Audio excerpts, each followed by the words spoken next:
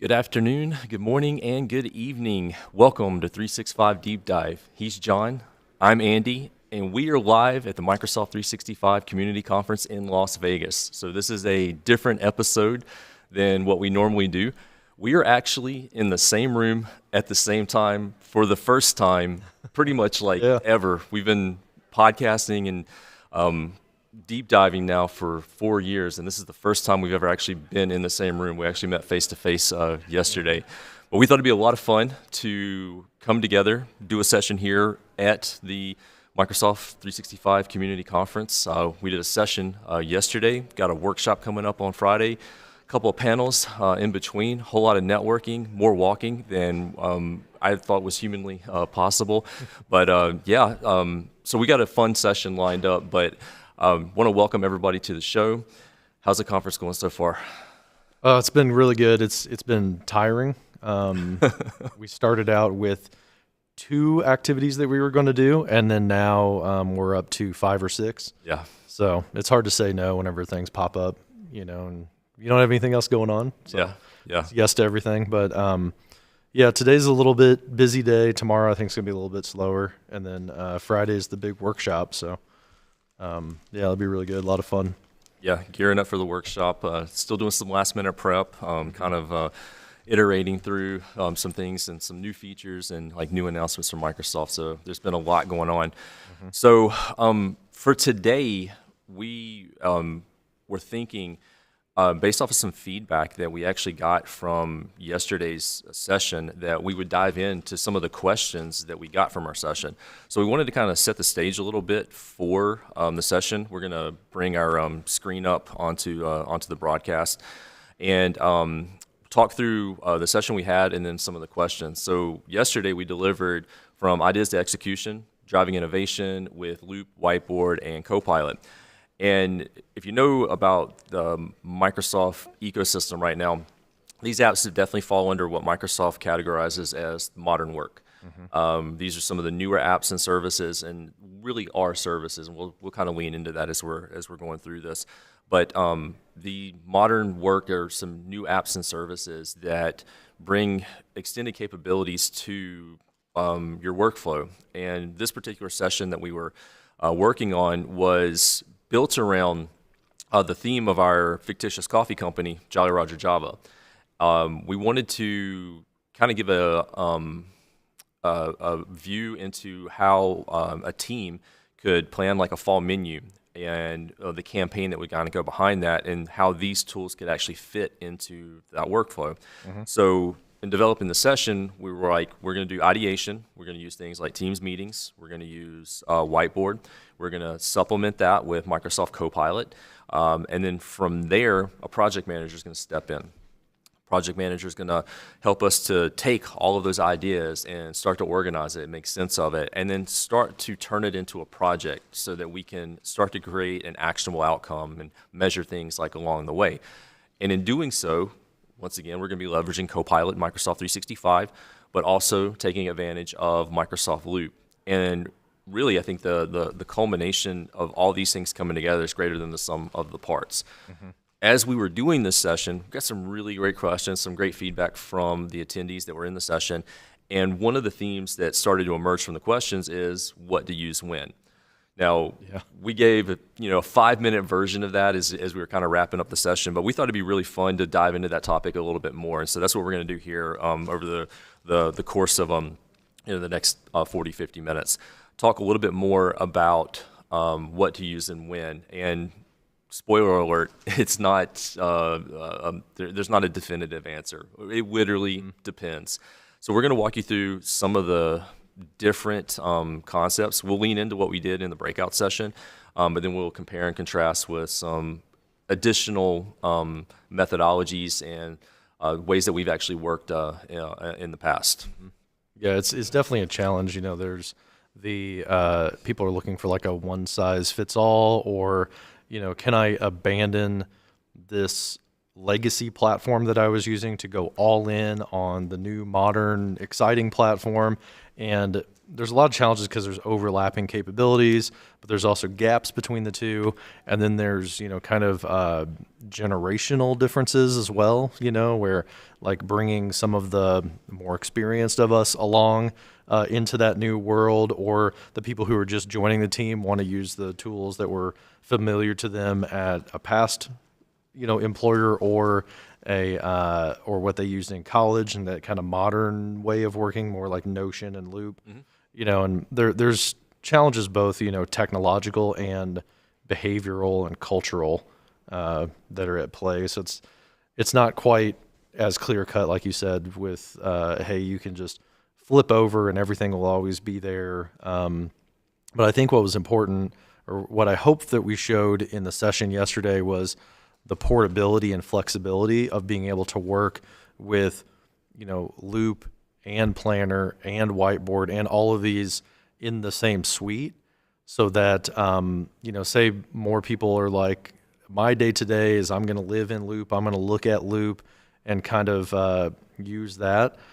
But then if you're taking facilitator notes, and you get those action items showing that like, well, that actually syncs back to a planner board. You can move those tasks around if you have an existing, but ultimately it all shows up in your centralized to-do list, right? So even if you're using different disparate systems, you're not losing track of like what actually needs to get done, right? Because it's still assigned to you. It still shows up in whatever endpoint you're using. If you live in Loop, or if you work out of like your Outlook task list, it's still there for you. And I think that's the most important thing versus what I've used in the past is other systems that aren't in the Microsoft suite, like Jira or something like that. It's like, now I have a task list that's not in that central graph, and that's way more challenging for me because I kind of get paralyzed with like, I don't know where to start in the day because I've got too many to-do lists, And I think like that's user adoption 101. Like we have all these different tools, but they don't necessarily talk to one another. So we have some users, it's going to make it easier for them if we can centralize it. If we can say, this is where you're going to go to find this thing. And I find also with leaders, it's a lot like that as well.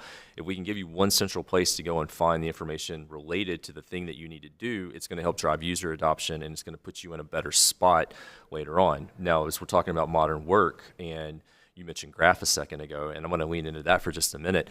With the modern work tools, we can lean into the Graph, and then search becomes better. Copilot can help and assist to pull back assets and artifacts related to the task at hand or the project that we're actually working on, because it's already built into that ecosystem. And when we start working with disparate systems, we're introducing friction to our workflow. We have to switch from one app to another, different UIs, different interfaces. Remember, where did I put that one thing? And we're also creating silos of information. So like kind of leaning into the Microsoft suite, we're minimizing some of those silos. We're not eliminating them completely, but we are minimizing some of those silos and creating that central one-stop shop, which is going to help everyone overall. But with anything change management related, there's going to be a learning curve. There's going to be some friction as people kind of let go of what they used to do and embrace the new way. And one of the things that we said yesterday is you've got an established methodology. You've got an established standard operating procedure that you're using. Don't reinvent the wheel like immediately. Don't go full in on like, oh, I'm going to do this thing like immediately, especially in like a really high stakes project. Take it for a test drive. And that's I'm paraphrasing pretty much what we said yesterday. Take it for a test drive on something smaller, so you can learn the nuances, so you can get a feel for how this engine is gonna drive, and then you can kind of start to look at maybe rolling in some additional projects, and then slowly over time, like you can build into like the new system. So take a slow and measured approach. Yeah, to I think that's what I said yesterday. Like, don't have your first foray into Loop with Planner, with Facilitator be like $1 billion acquisition that you're working on. Have it be for like your fall menu planning that we're going to show here in a second. Things that are low stakes. I kind of say that with like live streaming technology, right? And talking about Teams live events or something like that. Like the first time you try something, don't do it for the CEO all hands. Do it for like something that nobody actually watches, because when you mess it up, the stakes are low. The same applies to adopting any kind of new way of working, a new kind of technology, especially if like you said, existing operating procedures are already in play, and all of that reporting mechanism is already in place and things like that. You can't just wholesale abandon what you used to do. Right. So do you want to bring up on screen kind of the whiteboard that we were using yesterday, show how we were connecting the whiteboard to Loop by extracting out the summary, getting over to getting all of those kind of pieces together. Yep. I think step one is kind of collecting all of the stuff that's associated with a new task or a new project, collecting all of that stuff that's floating out there in the ether and getting control of it. Yeah. So just taking a step back, the first thing, and I'm going to bring up like Teams for this, the first real part of it is discussions are going to happen, whether you do those through email, whether you do those through Teams chat, Teams channels, whether you do that through, even text messaging. Initially, we're going to reach out and like have a discussion, send a couple of emails back and forth. We're going to start, ideation around like the fall menu campaign. So for us, it was really born from starting off with Teams meetings. So we're going to do initially a brainstorming session, and that's going to be where the ideation actually happens. And then from that brainstorming session, then we'll have some follow-up discussions. But like this is going to get like the process started. It's going to get the stakeholders and players involved in the project. So leveraging Teams meetings and even Outlook for communications was part of it. But working with the Teams meetings, and you can kind of see like we did this live yesterday. So there's a lot of artifacts that are already built into the window that we're sharing. As we're looking at this, like even going into like the view recap. Yeah, this is awesome because we couldn't show this yesterday because we ran Facilitator and the meeting recap didn't show up yet. Right. So now the next day, I saw it like an hour after our session was over. Yeah. But you get that meeting recap in your activity bell. And then this is what it looks like up here on screen. So we've got the AI summary.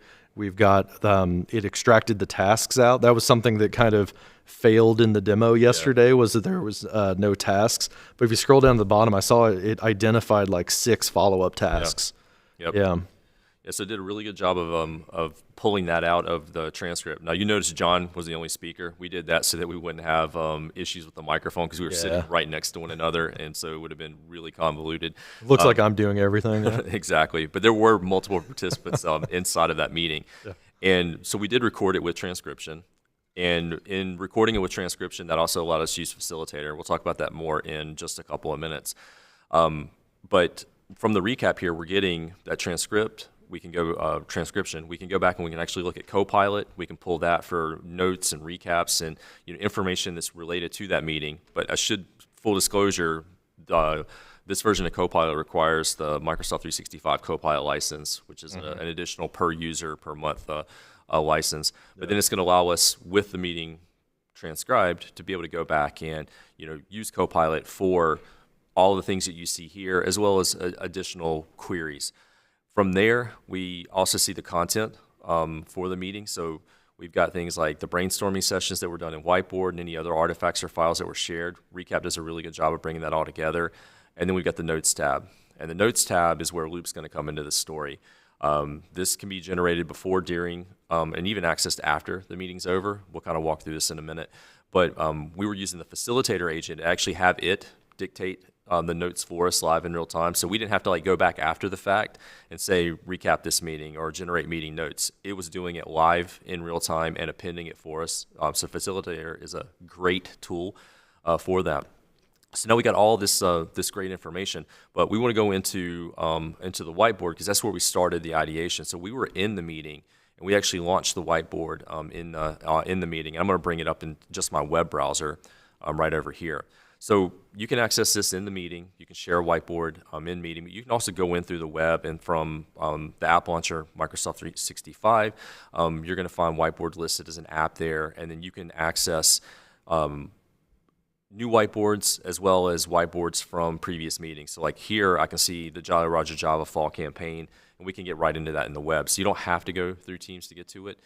But this is where we started the ideation process. And so this is where we were walking through some of the things that we're going to do to kind of kickstart and get our project underway. And the first thing we need to do is just start generating ideas for that fall menu campaign. So John took the liberty of building out kind of a template for us to work with a fun theme related to our coffee shop. And then through some stickies and through some Copilot magic, we were able to start building out the project. So in our case, what we were actually working with initially, and I'm going to zoom in and scroll. So we were working with some ideation using sticky notes. Now, we were leaning heavily on Copilot for a lot of this. We actually went in and said, well, suggest. And in our case, we wanted to suggest some fall menu beverages that we could use for some specials for the fall menu campaign. And it went ahead and created some of those for us. And you see the results of a couple of items over here. But if I also scroll back to the other side, you can see there were some spice flavors, and then there were some nut-flavored beverages with a fall theme. And we started to kind of ideate and organize around that. But we generated all this initially just by using Copilot. And the prompt was actually pretty simple. Coffee shop beverage specials for the fall campaign. And in some ways, it kind of feels like we're cheating by doing that. But what we're actually doing is just getting over the blank page. We're just getting started, and we're getting started with momentum. You mentioned something at the end of the session as a key takeaway, and it's how you're able to leverage AI to not only get a little bit of a head start, but to get higher quality results. You want to? Yeah, that was an important one for me. Is there's a picture. We should have brought up the slides from yesterday because there's a picture of a triangle that shows something that is okay, something that's good, great, outstanding. It's like a continuum of quality, and it's without AI, you start at the base level, and you can only get so far by putting in an amount of effort. Yeah, bring that picture up. And we'll wait till that gets up on the screen there. So there we go.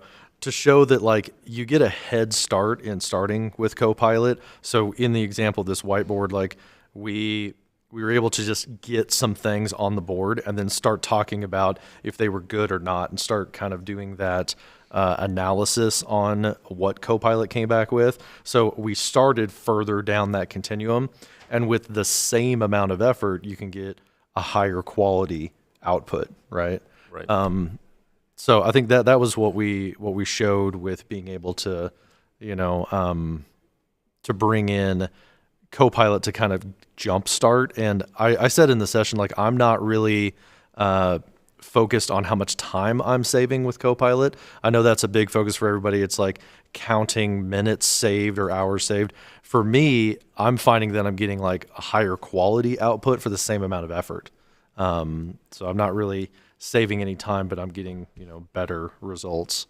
So out of this whiteboard, we talked about things get stuck in an ideation session, if you will. And what we've found is that one of those connecting pieces to actually getting things done after ideating is that you can use Copilot in the whiteboard to bring out a summary. And that summary happens to be as a loop component. So Andy's going to show here on the screen real quick that taking all of those sticky notes, we went through and categorized them and talked about, you know, the merits of like how much pumpkin spice crap we have, stuff like that. And then the project manager later on was able to select that whiteboard, ask Copilot to summarize it by clicking on the Copilot icon and hitting summarize. And it spits out this loop component that then you can attach it to a new meeting to have a kickoff to kind of talk about the ideation session. Maybe somebody missed it, so you can catch them up. Or what we can do is we can click on that title and it just opens up the loop page. And then again, as I was talking about, you've got all these like shards of information floating out there. And it's like this meeting notes, they were attached to the meeting. The summary, it's attached to the whiteboard. How do I bring it all together? Well, something that I use a ton is opening it up in the web browser and then trying to get it to where it belongs. And where it belongs in this instance is the Jolly Roger Java. If it comes up, this is not my laptop. But we created a workspace during the yeah, I must not have added you to the workspace yesterday. But like moving it. So if you click that top button, you can move it into a workspace. And now you're like collecting all of your meeting notes together. You're collecting the whiteboard links and all that other stuff. So that it's not, you don't have to hunt through your calendar or Teams to go find where those meeting notes were. Yeah. And I think it's important to, like, let's just take a step back. Like, we're tying together pieces that are already kind of orchestrated and connected together directly in Microsoft 365. We're not having to reinvent the wheel. These things are already there for us, and it's just figuring out the kind of how-to, but then you're going to have to fit it into your process. So we were doing this because we wanted to dive into Whiteboard. We wanted to show the capabilities there. But I've got teams at work. They start off their brainstorming through PowerPoints. Sometimes they just join a meeting and they have multiple people ideating in the PowerPoint together in real time. So it's just, this was an example to show the art of the possible, another tool that you could potentially use. So again, back at work, they might be using PowerPoint. They might be using OneNote. They might be just using a Word document and iterating through there. Or maybe they're just going back and forth inside of email or chat and like starting to share these ideas. I mean, even one thing we talked about yesterday is if you're back in the office and you've got these physical sticky notes all over a physical whiteboard, in Copilot Chat, now it has vision capabilities. So you can take a picture like we all used to do in the before times, take a picture of that you know, sticky noted up whiteboard, and you can feed that into Copilot Chat now and get a summary of that physical whiteboard. Or, you know, hey, something I like to do is whenever we're iterating on a whiteboard is I like to screenshot it and throw it into chat, the full Copilot Chat, and say, hey, where are gaps? What are we missing? What questions can I ask? And have it analyze the board from a picture rather than what it does today is it essentially chunks up the whiteboard into like the XML text structure that's underlying, and then looks at like that text to kind of get the summary and the main ideas and things like that. But there's a visual aspect to this of like how things are physically grouped. and you need that GPT vision capability that's now in Copilot Chat to see like what's the relationship with how close this element is to this other box in the background. You don't really get that with this whiteboard summary at this time because it's not taking the visual into account. So. Couple of comments in the chat I just want to bring up. Big shout out to Daryl joining us all the way from the other side of the world. Time is in New Zealand. Yeah, this is a little bit earlier than he normally joins us. So Daryl's like, the comments, this is why I start thinking on a loop page. Thinking, collecting, and ordering my thoughts on a simple page is the best place to start. And then he goes on to say like different apps, but the main method is canvas thinking. And so we have a lot of different canvases that we could potentially start from. And like any true artist, you can lean into the one that you're most comfortable with. So there's not one tried and true answer. There's a number of options that you can go through. So we were leaning into the whiteboard, but we just want to like call that out. There are other canvases that you could potentially ideate around. Now, as we dive a little bit deeper into this, we were using Copilot as a companion. We were using it in the whiteboard to help us do things. So like, for example, I'm going to go back over here for a second. We've got these items in this is what they called the spice flavors. So like we can actually take that kind of like categorize or even like in this case, like let's duplicate those things and then we can work with them. Or we could have used Copilot to like help us to categorize like what's visual on the screen. So like for example, one of the jokes that we ran with yesterday is pumpkin is played out. We don't want any pumpkin spice drinks. Let's do something different. It's literally got pumpkin spice latte on there twice. Yeah. But like through the magic of like Copilot's capabilities, it's able to help us like recategorize, and we can iterate through that and recategorize like a couple of times. So we're using it to help us to generate some ideas. We're using it to help us to kind of organize and structure some of that. And like in a real world example, some teams that I was working with recently, they saw a whiteboard example, kind of like we were walking through here, and they're like, do you know how much time it takes us to like manually do this with Post-it notes on a real whiteboard and then go back and categorize it later? And then there's, some differing opinions on how to categorize it and like what falls into like what bucket. Like with this. One thing I wish, and it's not all, perfect in its current state, is I wish that there was a way to adjust this categorization right here at the bottom, because it's doing it all with just the click of a button, and maybe you don't want the flavor profile. Maybe you want categorize these by temperature, right? So I have hot drinks and cold drinks and frozen drinks. If it's steering a direction that I wasn't thinking of, maybe that breaks through like a creative breakthrough, but maybe it's like, no, that's not what I wanted. So I have to like revert back, try again until it kind of does the thing I want it to. I do wish that I could like adjust the prompt and tell it what categories I want, So on that note, one of the things we actually talked about was using Copilot as a companion outside of the canvas. So like we have the capabilities built in, but if I'm using Edge, for instance, I'm able to bring up Copilot Chat in the sidebar. And so I can have Copilot Chat running side by side without actually impacting the canvas that I'm working on. And so I can use that as my partner to maybe figure out how to iterate through that and categorize it better, how to maybe generate some ideas based off of temperature, maybe generate some ideas based off of coffee versus cold brew versus like espresso and, even like tea and, maca and whatnot. So we showed like what we got on the screen here, where we had the Copilot chat on the sidebar in Edge, and I'm using that conversation to do things, to ask it questions. Now, as John's actually like trying to pull up, he wants to grab an image, upload that into the chat, and then have it kind of ideate around that. And it just did the word image. That's weird. Are you looking for? Well, I was trying to take a screenshot and then slap it into chat. I gotcha. And then it just did the word image instead. But But hey, Jeremy, how's it going? Can I crash your party? Yeah.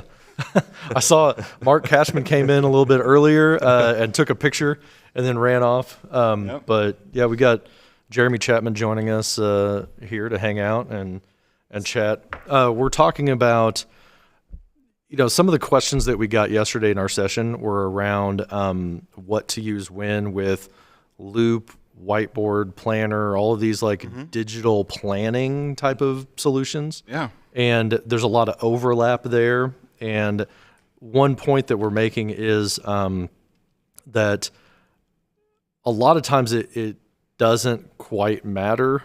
It's not like fully crucial what you use, because in the Microsoft stack, you've got all of these what I'm calling them like shards of collaboration floating out there, Right. like meeting notes and a whiteboard and stuff like that. But if you can collect it all together and you're assigning the task, whether somebody's looking at it in the Loop page and seeing what's assigned in a table, Yeah. or because that's connected to Planner, it still shows up in their Outlook if they're old school and they look at their Outlook task list, things like that. So our advice has kind of been it's similar to what I say with live streaming, like start doing Teams live events, start playing with this new technology, but don't do it for like your CEO all hands in front of like 10,000 people. Totally. Try it with like low stakes You stuff. always want to start small and then kind of grow out Yeah. bigger and bigger, and when you feel better about it. Yeah, like the first time you use a Loop workspace, don't do it for like $1 billion acquisition. Right. Do it for our example, which is like fall planning for a coffee shop menu. Yeah. It's like nobody's going to get Which might fired. be critical for some people. No. Yeah. But heads aren't going to quite roll if That's true. if it didn't go amazingly well. That's true. Yeah. Yeah, I would say a lot of it has to do with where you're most comfortable and what your workflow and work style is. Yeah. You're going to have a center of gravity regardless, if you're that email person or the person that starts out Yeah. using OneNote or like different note-taking files, apps, et cetera. So I would also, like, kind of in the same spirit of testing, add more to your workflow. If you want to capture whiteboard and add that element in, add those things incrementally to where you feel comfortable in terms of being able to take it and then aggregate that back into one cohesive plan or whatever your output is that you want. Yeah. I think that's a good idea. It's iterating, Iterating and continuously kind of adding and not being tunnel visioned on your one thing and saying, oh, I wish my OneNote app did all of these things and had a whiteboard and did, like every single functionality. And those are the recipes to like kind of overbuild apps. And you've all seen these, like where it's got like every functionality that's ever existed since the 90s when it was envisioned. That can also work against you in terms of having something that's like too much of a, like a 747 cockpit of an app that has like every single knob control dial on it. So you kind of do want to have something that's simple. That's your a lot of times people also kind of tend to look for the one thing that it can't do and then want to throw away the whole idea, That's like one of them with Whiteboard. Like 2 years ago when we were talking about Whiteboard versus other solutions, it was like, well, it doesn't have a timer, so it's like garbage, and I'm just going to not use it at all. And I'm like, yeah, but there's like 100 ways you could do a timer on your computer. Exactly. So I think another thing is like if it doesn't work, if it's low stakes, if something doesn't work out, or you had gaps, like write those down and then revisit in like 6 months. Right. So I think it's good to keep like driving forward into these new technologies. Yeah. I just want to take a second to say this is the value of in-person events, and I'm glad you crashed. We've been talking about it for a little while, but I'm glad you're here, Jeremy, because this is the value of the in-person events, being able to have like these conversations like outside of the session, being able to like continue the dialogue as we're like moving through the hall, crashing a podcast, and like just continuing the discussion. So we've had a great time here so far this week. We're glad you're here, joining us for this, and we just want to continue to give a shout out to the conference organizers. It's been a great event, but this is the power of live events, being in the same room at the same time and talking through some of these concepts. So I just want to make sure that like we get that. It's hard for us because we've organized like YouTube meetups effectively. And it sounds like you guys have always only done YouTube meetups. So to be able to kind of even with everybody around the world, like Daryl and stuff too. Oh, Daryl's actually Daryl's on the live. chat. Yeah. Daryl's on. He's actually he's like heckling us probably at the moment. Yeah. Yeah. It's funny. Jeremy was the reason why we didn't prep yesterday for our session at all. We all met up in the speaker lounge to prep for our sessions because we had one at the same time, and then we just ended up talking about like cameras instead, and then ran off to our sessions. Yep. So We were all competing ourselves at the same time slot. So that it was, yeah. I couldn't go to yours because we were on stage for ours, but you know That's why we're doing. That's why we're doing the podcast now, right? yeah, Part of it. right, yeah. That's the other great thing about attending these events, if you can get to them, especially, is because like there's such a breadth of content and things that you can deep dive on. I like to. I was talking to my friend Bo earlier today. Like, I like to go for the more like off the beaten path sessions. Yeah. You know, I kind of skip a lot of the intro to this, or let's talk about like the agent framework or something like that, because I feel like I can get that from like the documentation, or I can kind of learn it other ways. I like to go to the more interesting ones that are like hey, here's like stories from neurodiverse individuals, or one was about like personal brand building, things like that like you don't really get that stuff on like Microsoft Learn today. Yeah. So there's a lot of opportunity for cool things like that. I'm the same, I think, in that respect where, well, if it's a lot of times if it's someone I know who's working on something that's pretty cool that doesn't get this out in the world like through Learn or through other means, I think those are always good bets. If I know that I'm going to learn something as well, because a lot of times I will, and I probably shouldn't say this on a podcast that's public, but I'll skip keynotes because I've already seen every piece of news that's being announced at a keynote. Right. I know it's going to be 100 level, which I like to gravitate towards 300 level content. And then so I'm going to go for like deeper dive stuff. Yeah. It's probably not the best thing to do necessarily, because a lot of times I'll watch the keynotes after the fact and I'll like do 2x speed or whatever so I can see like what was said. Yeah. But those are the kind of things, those are the same types of choices I'm making while I'm at these conferences too. But like perfectly, like this case where we just kind of met up yesterday and then met up this morning, we're talking about like, even though I didn't see your session, we were talking about like whiteboarding and flip charts and how culturally, like when I was in Germany or working in China, we were doing different ways of collaboration. And it's like, yeah, that's what we talked about yesterday at our session. Yeah. So it kind of worked out to where, we're kind of thinking the same things, and, we've got the same, challenges that we're thinking through as to, how somebody navigates this through the different apps and experiences that we have. Yeah. So we were kind of walking through a little bit of what we did in our breakout session yesterday, and we were specifically answering the question, what to use when. So our session was about Whiteboard Loop and Copilot and kind of bringing it all together. And we just got to the point of the conversation where we were talking about using Copilot Chat as a companion in addition to Copilot in Whiteboard. So using Copilot Chat to maybe do some deeper research. And one of the things, and I just brought it up on the screen here, is we took an image of the actual whiteboard, a screenshot, put that into Copilot Chat, and then had Copilot Chat make some suggestions to start categorizing things by temperature versus just like flavor profile. Right. Just to show like there's different ways that we can kind of interact with this. And I've seen internally, like as I've rolled this out in my organization, that teaching people that there's many different ways to kind of get to the same destination. There's different avenues, and you can get there, but you might have to switch some of the tooling, go here and go there. Yeah. So we specifically called out that we can take advantage of Copilot and Edge as a sidebar companion, and literally have two different Copilot experiences going side by side. But we can also go into Copilot Chat as a standalone, and then we can start to iterate and work through that. And so that was a theme that was kind of running throughout, is you're going to have Copilot here and there. And I'm going to bring this back to a question that Daryl just posed online.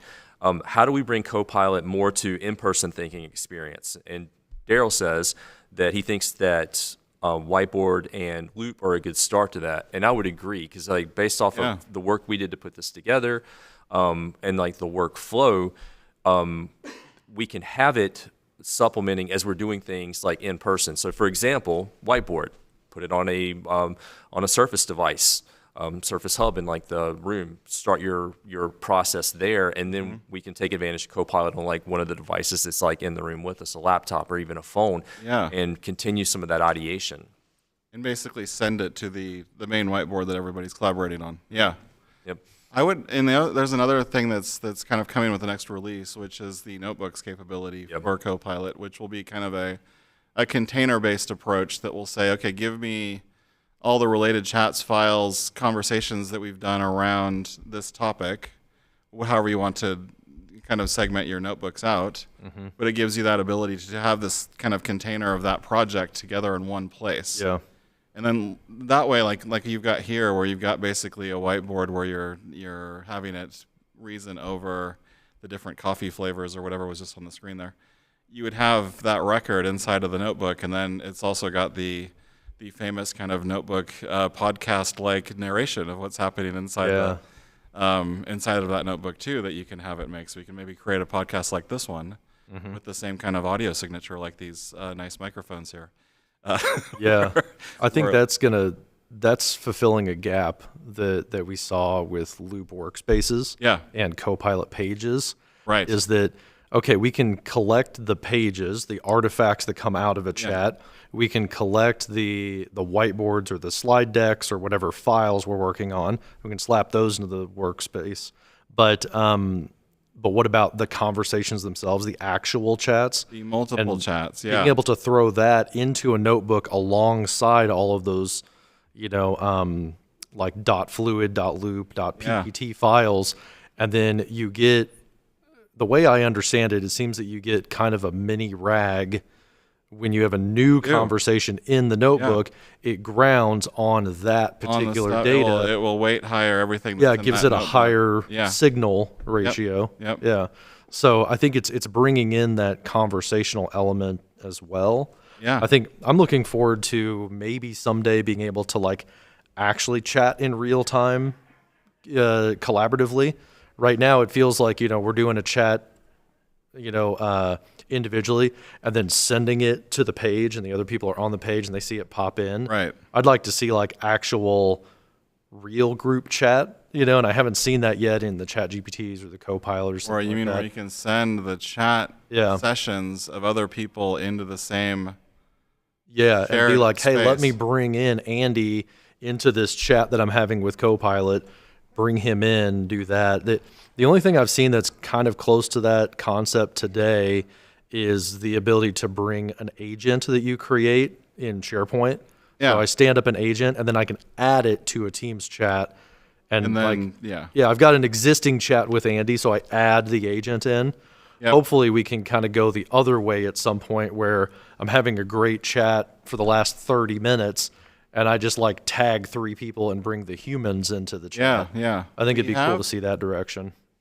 This is one of the benefits of not being 100% in Microsoft 365 topic area, but Security Copilot has this concept, and it's had it since day one, November 2023, where basically you'd have your whole investigation, like let's say it's a SOC analysis of a breach or some kind of vulnerability that's gotten discovered and mitigated against.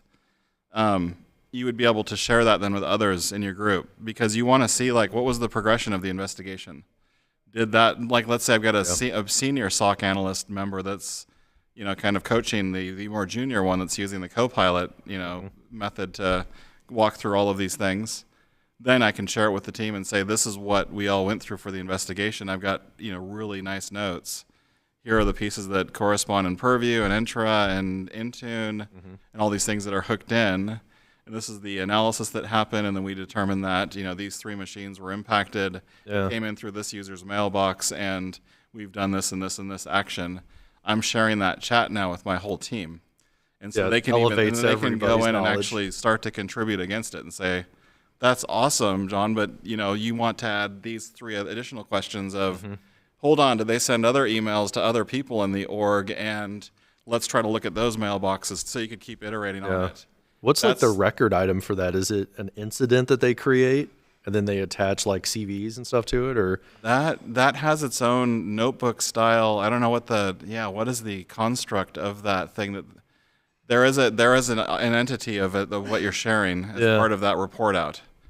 But it has a name. It's almost like you're opening a ticket or opening an incident, right? And all the reaction to it and the conversation with the user and things like that. You just bring all that And under it's the all the umbrella. history that gets shared as just a collected report that you can kind of jam on with other. That's kind So of a that, notebook that style plumbing thing. kind of is there, but you're right. I haven't seen it because I do think you're right because there's an affinity with where conversation history is stored that is tied to an individual.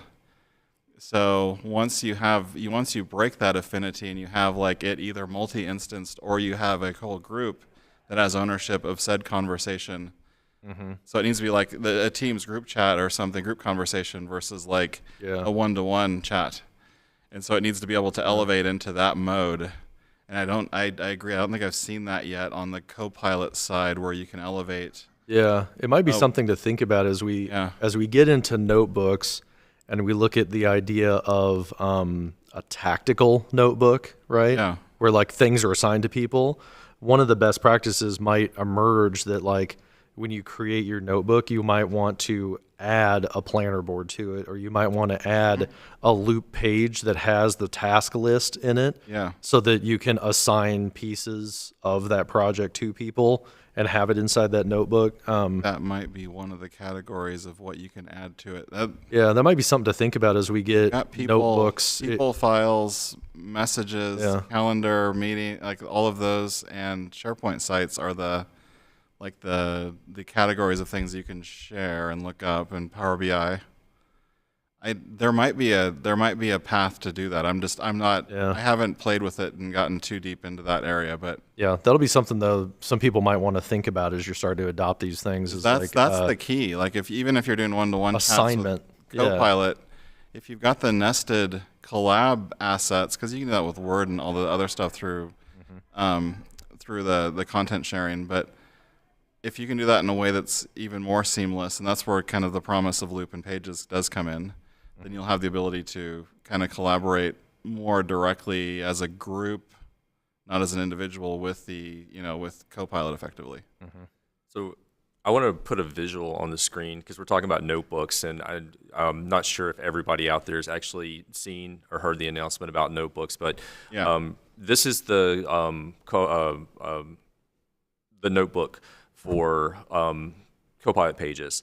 And we were talking about like bringing together files and resources. So we've got the reference material right over here, and then you've got a collection of chats that are tied into that, and then you can start new conversations around that. It's very similar to projects with like some of the other AI tools out there, but it allows us to start to bring all that together. And I think that's really kind of the next thing to think about is like we're looking at this, like we've got the whiteboard, we've got some loop pages, we've got some conversations happening with Copilot. Now we can start to centralize this, put it in a notebook, share the notebook with like our team, and we can start to collaboratively work across these things. I can have Copilot conversations, you can have Copilot conversations, and we can start to centralize some of it. So, and you can see there's a share dialogue. We didn't demonstrate this in our most recent kind of mechanics on this because we kind of breezed by Notebook quickly. But with the share dialogue, it would mean that everybody would have access to the items in the container and the chat. So, I can feel the anxiety rising in myself and probably people who are going to see this, that yesterday they were talking about at what point do I move out of my OneNote and maybe I start using Loop and I'm experimenting, and then they probably see that and now it's like, oh my gosh, like I'm already like 2 things behind now and everything's and something that I've noticed emerge as well as I see this I guess I would say I'm like one of those transitional generations, where like I've worked with boomers and Gen X, and now I work with Gen Z and someday Gen Alpha people, and it's like I've seen in myself starting out with like everything must be structured, everything must have folder structure and be very like organized, to like now it's in notebooks and everything must be like in sections and pages that are associated with the sections, to Loop, it's gotten a little bit more loose and you're like tagging things now. And I've kind of, I've gone through this like personal journey with like abandoning the idea of having like 30 mailbox folders and having like folders within folders in OneDrive. And So now it's like I'm relying more on search. I'm relying more on like I AI think to that's get the it for natural me. progression. I mean, You know? if you think about it, I mean, that's the appeal of, say, NoSQL databases, Cosmos DB, all these things that Right. you had structured tabular data everywhere. Yeah. And now, what if it's not structured and the search is good enough to where I can find any record and any detail Yeah. just based on like proper T-SQL style querying? Mm-hmm. And so now we're getting that into more like the day-to-day use of, I'm not a database admin doing NoSQL or SQL databases, but Yeah. I'm just putting stuff everywhere, and I just want to be able to find it based on what I remember about that object, that entity of what you're trying to Yeah. locate. And like Notebook we're looks like the finally- next generation of that. Like that is a really loose organizational structure to Yeah, where it's like- literally like a basket of stuff. And my kids are in their teens, and they don't know anything about folder and file systems and stuff necessarily. They're all doing search, and it's like it's generational almost to where you kind of forget. Like I used to do that too, where I was like strictly going into folders, and that was just the way that you would do things, and that's how Yeah. you'd find stuff because you categorized everything. Like in the iOS file system, you don't even know what's in a folder. Yeah. Yeah. there's certain, so that's all search based. That's 100% or date, time, or whatever it is. But you're doing something to filter, but you're Yeah. not necessarily going. You're saying like this is in a folder called X. You can do that a little bit on iOS, I guess, when you connect to a Windows machine and you see the date of the month of the Yeah. folder that was saved for your photos. But for the most part, no one's doing that. Like I'm Yeah, doing exactly. That 'cause I can, but not everybody else is doing that same kind of operation. Yeah, it's just like a weird generational transition that we're all going Right. through where it's like when I moved from Cerner to EY, I set up my mailbox. I decided not to have any folders